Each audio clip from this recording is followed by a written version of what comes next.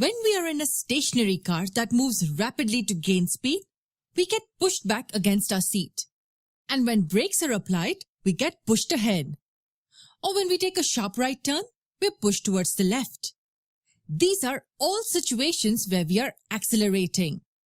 We have all experienced this, whether in a car or a bus or while riding a motorbike.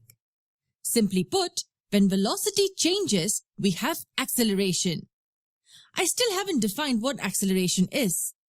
I just told you that when velocity changes, there will be acceleration. Okay, let me give you two examples.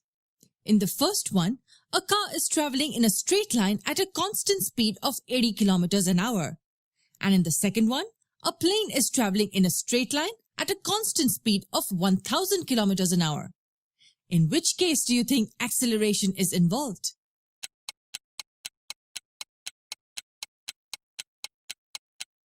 None. In both cases, the velocity is not changing at all.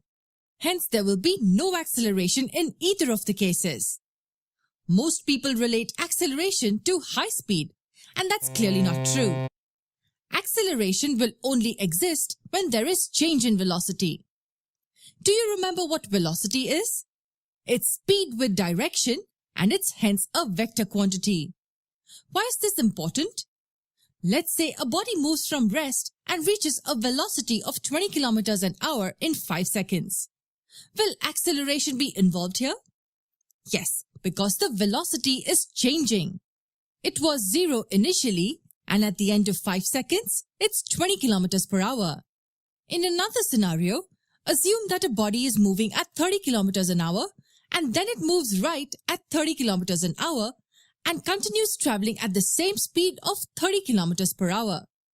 Will there be acceleration in this case?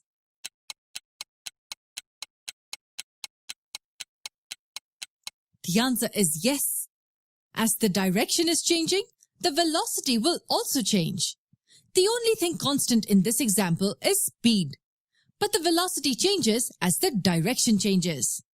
So this was the most important concept you had to know about acceleration. It will exist only when there is a change in velocity. But how is acceleration calculated? Acceleration is defined as the rate of change of velocity. In terms of a formula, acceleration can be written as change in velocity over the time taken. If the velocity of an object changes from an initial value of u to the final value of v in time t, then the acceleration a can be written as v minus u over t. Say this object is at rest initially at point A. It then travels to the right and attains a velocity of 10 meters per second in 5 seconds. What will be the acceleration here at point B? We can look at the formula to get the answer. The initial velocity u is 0 meters per second as the object is stationary.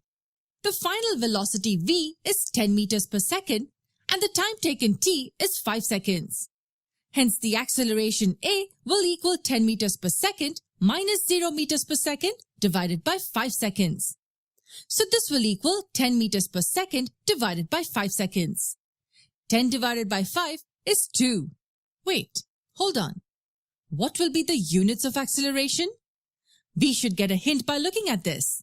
The units of acceleration will be meters per second, because it's the change in velocity over the time taken. As this is meters per second, we can carry this second to the denominator, and what we will get is meters per second squared. This one is more intuitive, but this one is a bit neater, I would say. So the acceleration in this case will be 2 meters per second squared. And acceleration is also a vector quantity.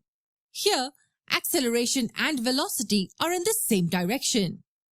There are many more important concepts about acceleration which we will cover in the coming videos.